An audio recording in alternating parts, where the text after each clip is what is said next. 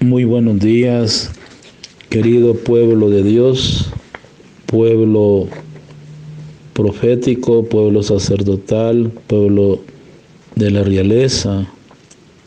Estamos ya en el domingo 18º del tiempo ordinario.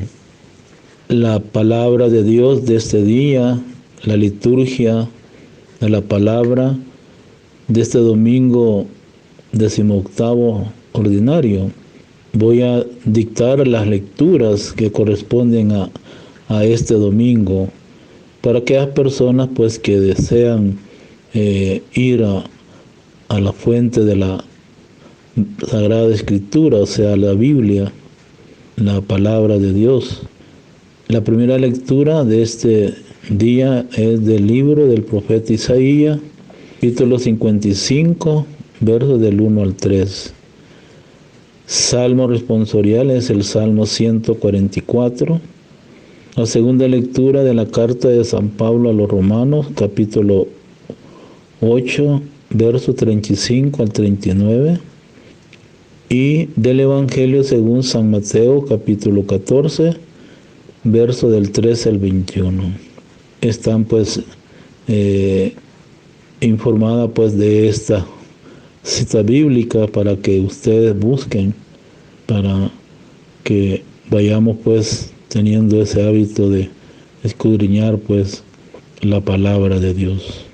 En este domingo 18º ordinario estamos en el día 2 de agosto, dentro de la novena del Divino Salvador del mundo, y también recordando la patrona nacional de Costa Rica, Nuestra Señora de los Ángeles, que ella interceda también por todos, ¿verdad?, los costarricenses, de toda nuestra América Central y de toda América Latina, del Caribe y del mundo, porque es la madre de Cristo resucitado. Por eso vamos a iniciar hoy con el canto de entrada alrededor de tu mesa.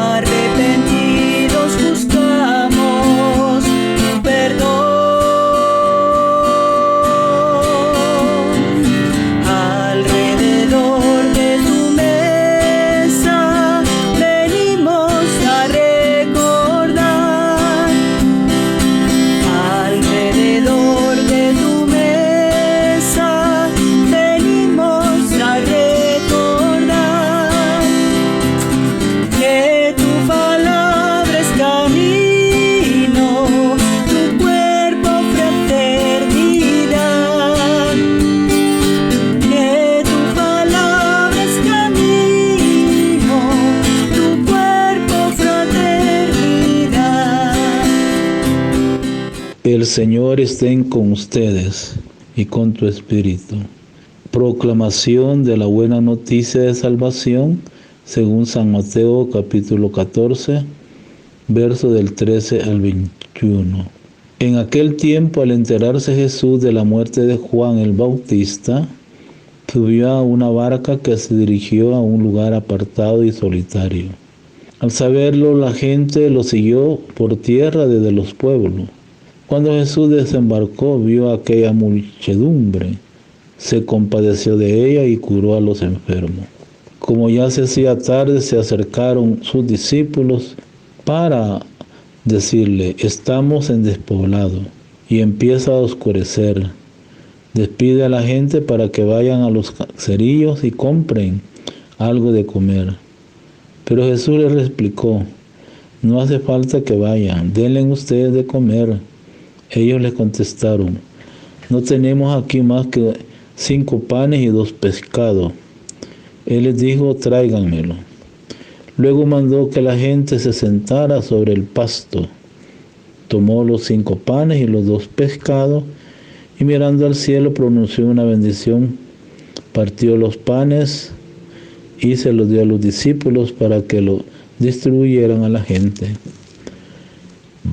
Todos comieron hasta saciarse, y con los pedazos que habían sobrado se llenaron 12 canastos. Los que comieron eran unos 5,000 hombres, sin contar a las mujeres y a los niños. Palabra del Señor. Gloria a ti, Señor Jesús. Qué importante hoy nos habla la palabra de Dios, una palabra que debe ser para nosotros ese pan de cada día espiritual. Como dirá en Mateo en el capítulo 4, verso 4, no solo de pan vive el hombre, sino también de toda palabra que sale de la boca de Dios. Muy interesante esas palabras bíblicas, pero también hemos escuchado tal vez la oración colecta de este domingo. Y nos dice esas palabras también: ayuda, Señor, a tus siervos que imploran tu continua benevolencia, y ya que se glorían de tenerte como su creador y su guía, renueva en ellos tu obra creadora y consérvala los dones de tu redención. Por eso también el Salmo 69, en los versículos del 2 al 6, nos dirá también el salmista: Dios mío, ven a mi ayuda. Señor, date prisa en socorrerme. Tú eres mi auxilio y mi salvación. Señor, no tarde. Por eso en el Evangelio se une a todo este contexto de San Mateo, apóstol y evangelista. ¿Qué nos dice hoy pues esta palabra que nos da en el texto, y a qué nos está interpelando la palabra de Dios? Oh Dios, te alabamos y te bendecimos porque nos has revelado que tú eres el Dios de los pobres.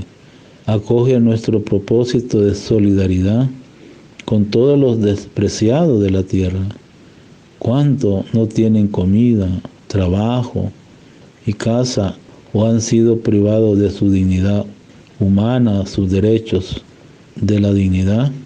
Por eso, al escuchar hoy la palabra de Dios transmitida por el mismo Jesús a través del Evangelio de Mateo, Mateo hoy nos relata en el contexto, en sus escritos.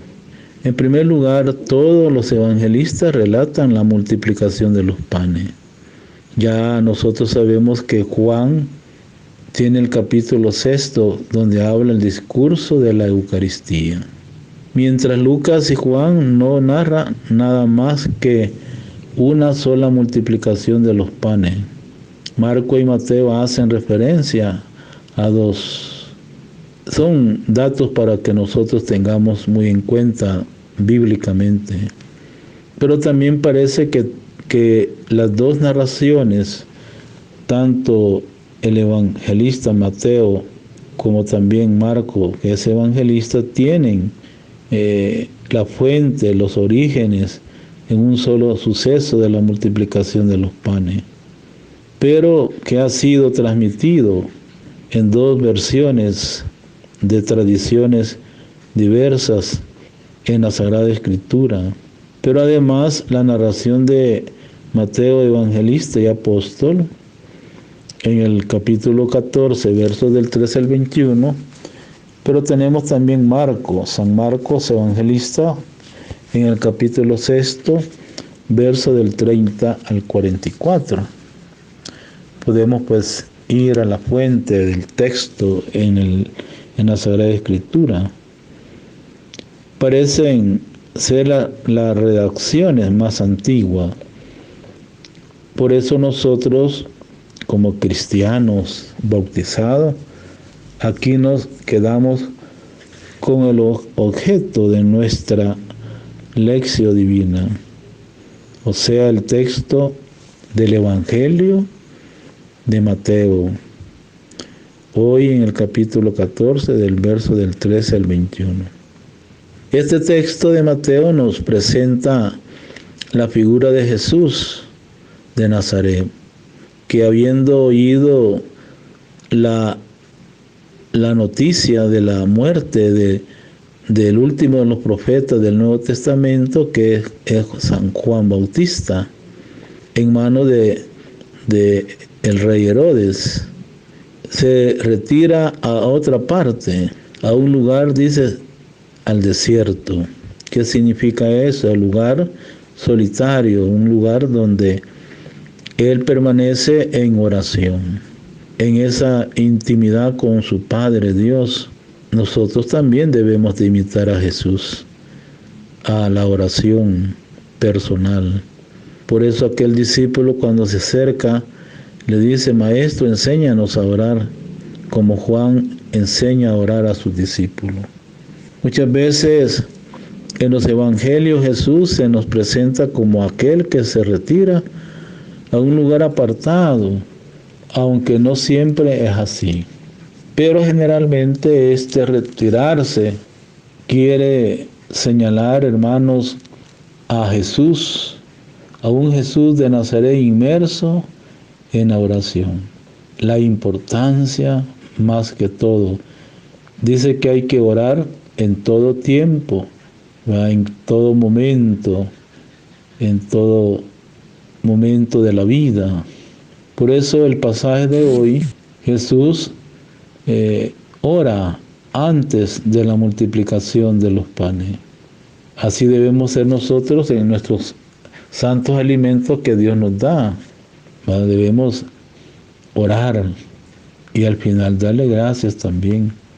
Los santos evangelios nos muestran que a Jesús le gustaba orar antes de los acontecimientos tan grandes, tan importantes en el curso de su vida ministerial, vida misionera, como el bautismo, como la transfiguración, como la pasión, crucifixión y muerte y resurrección.